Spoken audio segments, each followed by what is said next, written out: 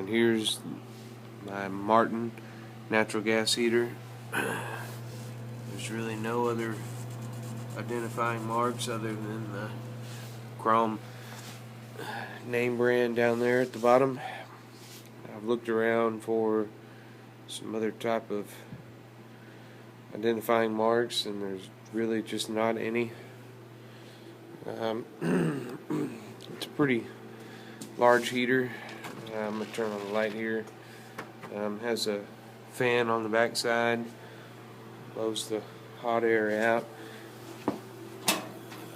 It's got a flue here on the side where the gas hooks up to.